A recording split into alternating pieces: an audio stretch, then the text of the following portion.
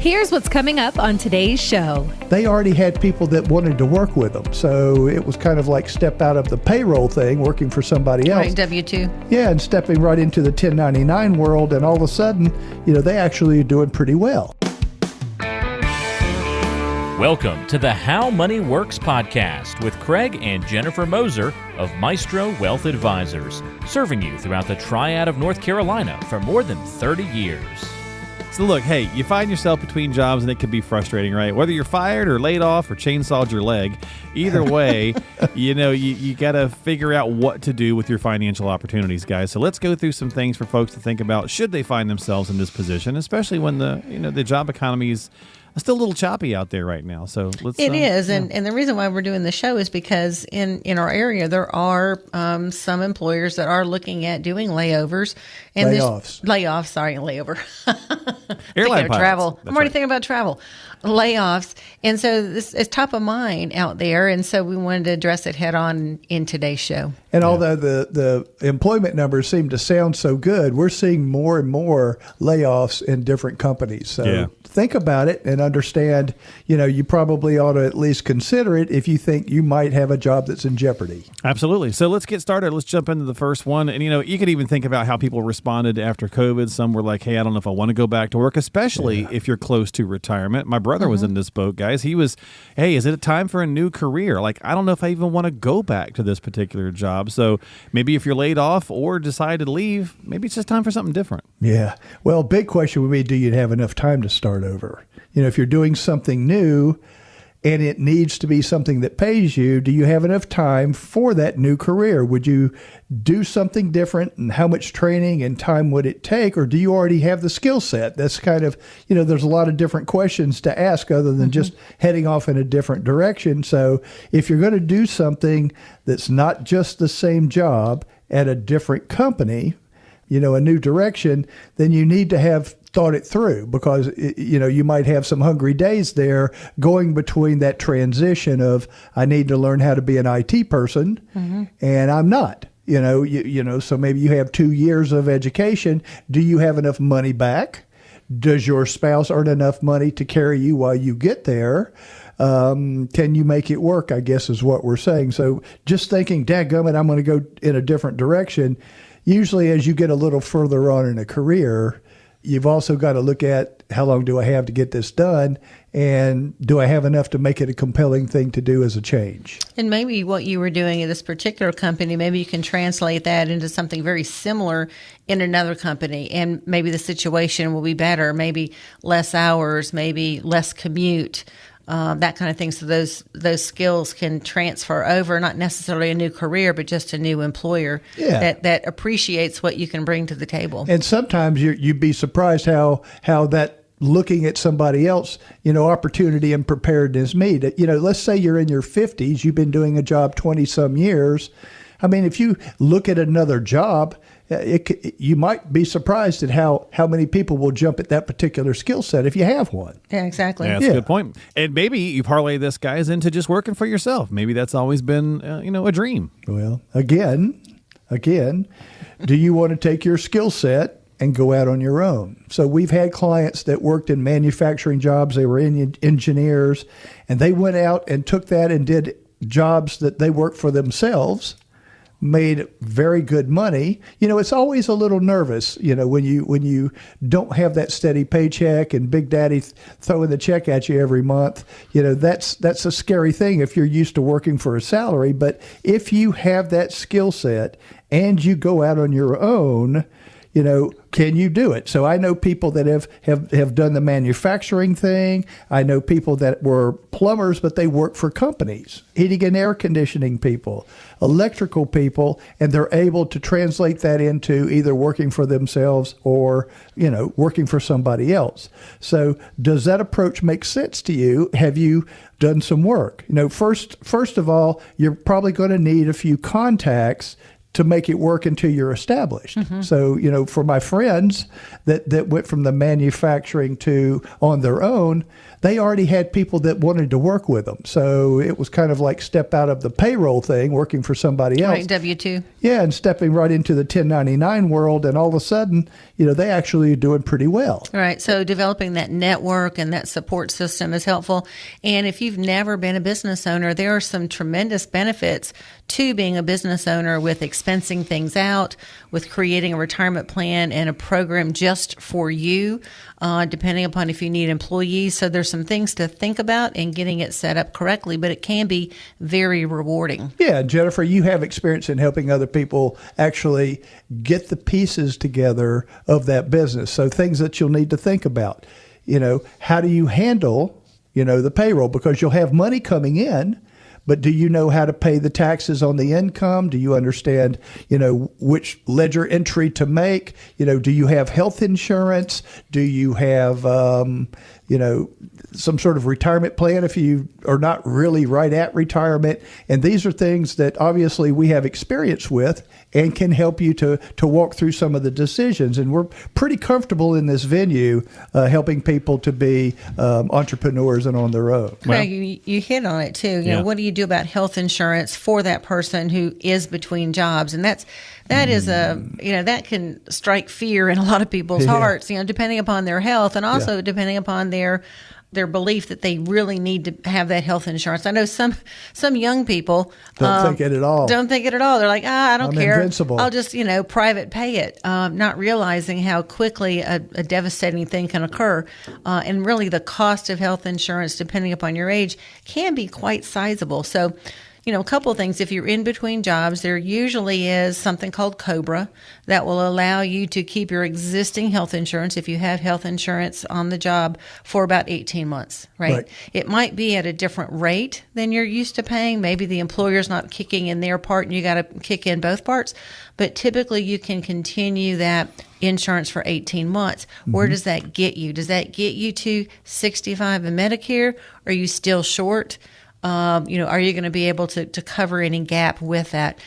There are a lot of different providers of health insurance. You can go in the marketplace. You can go to, we've got a person that we refer clients to if they need that, independent that shares or that represents multiple companies. So it's not just a single company shop. So maybe your spouse works and you can go on her plan or his plan. Or his plan, right.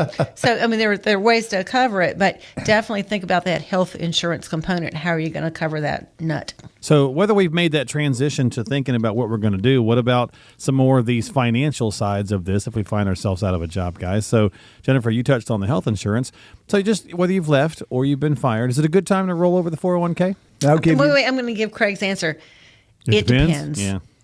That's a definite maybe. Okay. That's my go-to. No, but seriously, listen up because this is important. So if you're young, let's say you're 40 and you are told to leave or you leave on your own, taking money out of a 401k or an IRA can be very expensive. Okay. So if you had to go to that money and it's not a hardship, you'll pay a 10% penalty. You'll pay income taxes.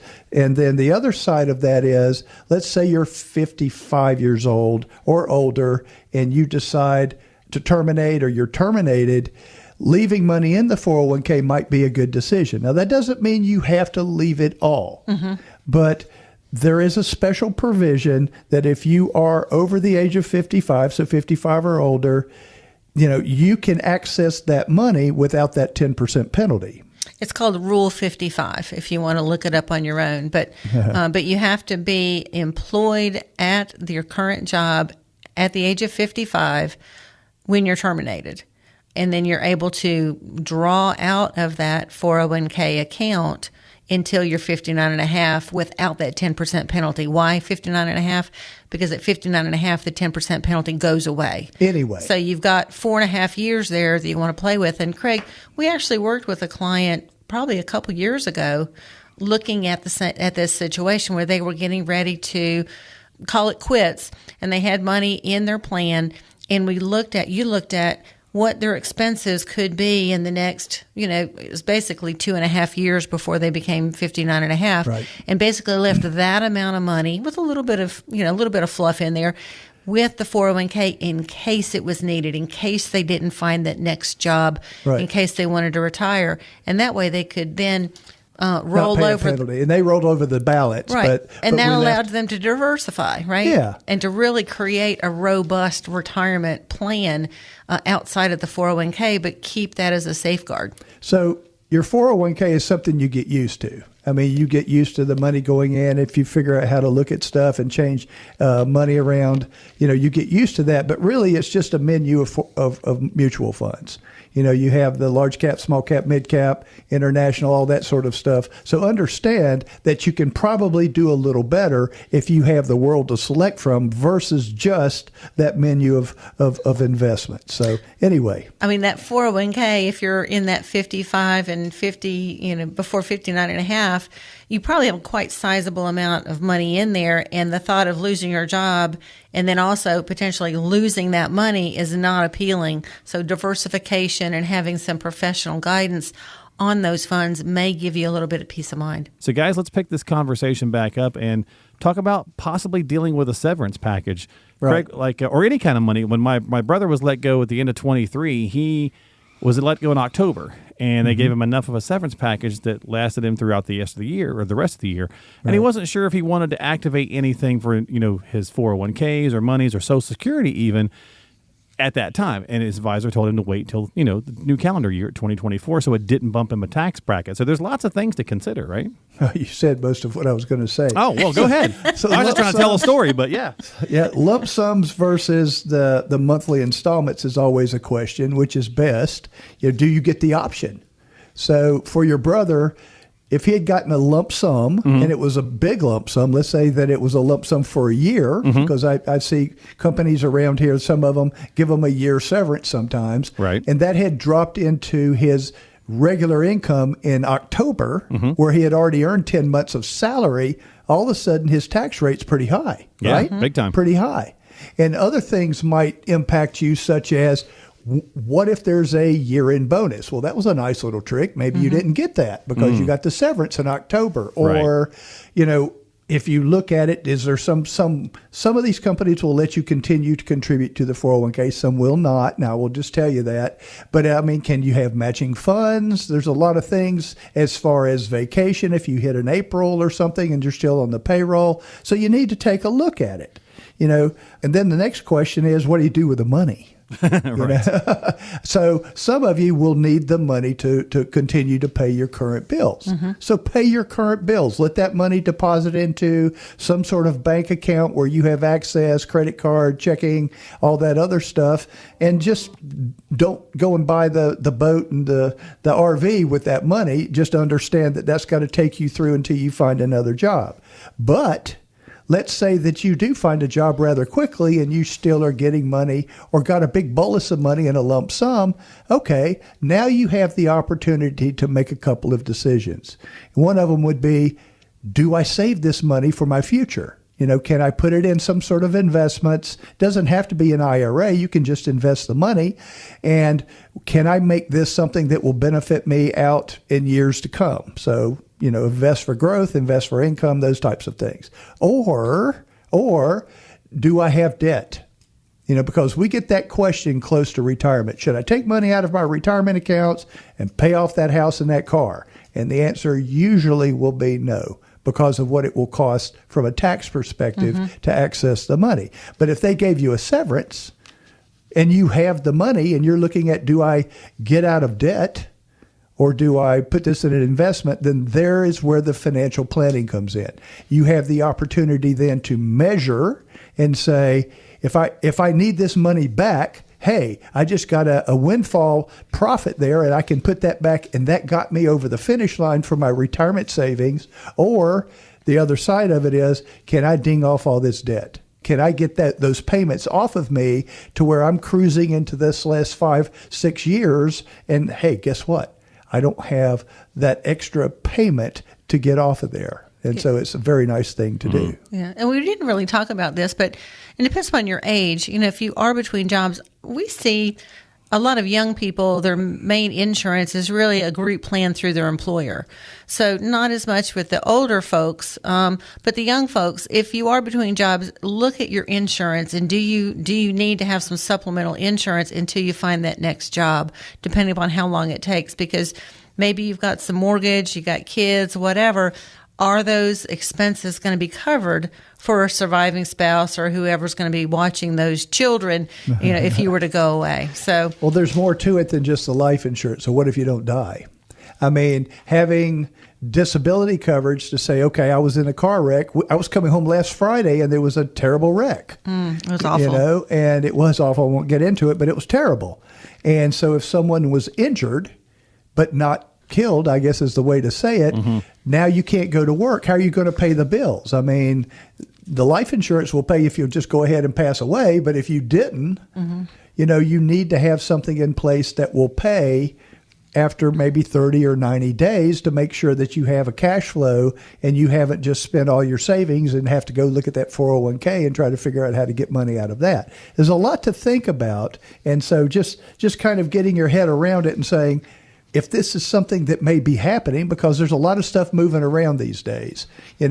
Unfortunately, the people that run these companies, they look at the bottom line. They've got to say, okay, we're not a family. You guys just work here. So let's make sure that from your perspective that you sort of have some of these things lined up. I know it's something that most people don't think about, but insurance is one of them. Yeah, good This point. whole show is about being between jobs, and most people they're not normally blindsided, that they're fired, unless, normally they're not. They're sniffing around. They kind of have that inkling.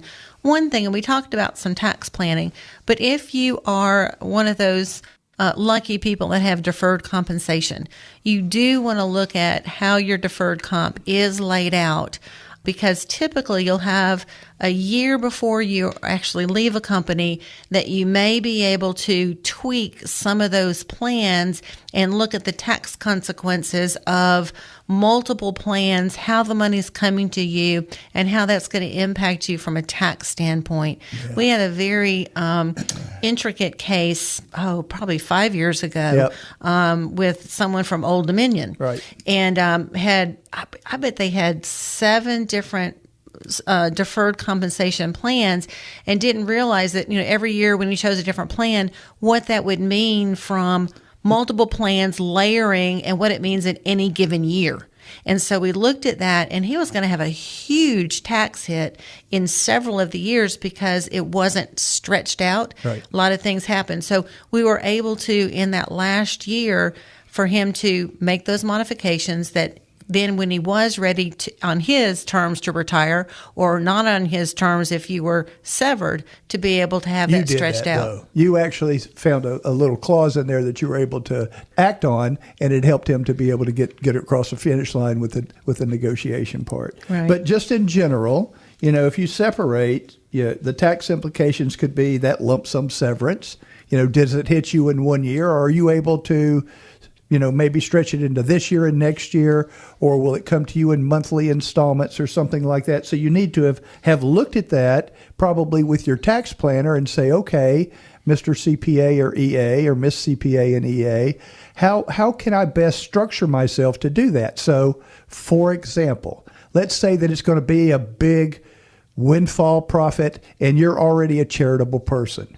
Could you maybe double up on 2 or 3 of your charitable contribution things and put them all into 1 year and still get above your standard deduction and get that off of there? Can you make that stretch out a little further?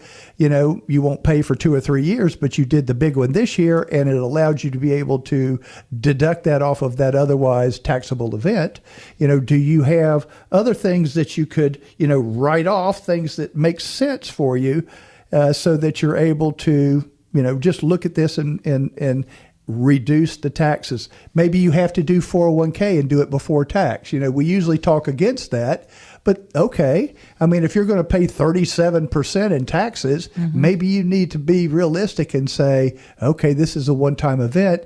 What are things that I can do to whittle down that, that tax bite that's going to push me way over the top into different rates that I'm not used to paying? Yeah. So, life has a way of throwing us some curveballs, and we're not really sure how we're going to handle those. That's one of the things that we partner with our clients. And if you have not looked at various scenarios that occur in your life and how you'd handle them, now's the time to do that. It's better to plan ahead and understand the consequences and the different things you can do.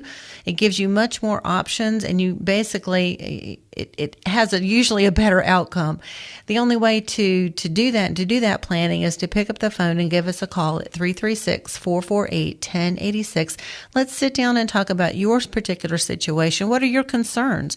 Are you concerned about a layoff? What would that mean? Are you concerned about changing jobs, or just calling it quits now and making it work for the rest of your life in retirement? Retirement isn't a point in time. Retirement is a lifestyle. Are you ready for that lifestyle? Give us a call, 336-448-1086. We'd love to sit down and talk with you in our Winston office or our High Point office, or just virtually if you are listening from Virginia and you don't want to travel in. We're here available to you. Thank you so much for checking out the podcast today. If you have any questions about what we've discussed, remember, you can get a complimentary financial review with the team at Maestro Wealth Advisors by calling 336-448-1086. Or go online to howmoneyworksradio.com for other great resources and ways to reach the team. You can also check the show notes of today's episode for our contact information as well. And don't forget to subscribe to the podcast on your favorite app so you never miss an episode. We're on Apple Podcasts, Spotify, Google Podcasts, and all the most popular apps. For Craig and Jennifer Moser, I'm Mark Killian. We'll talk to you next time on the How Money Works podcast.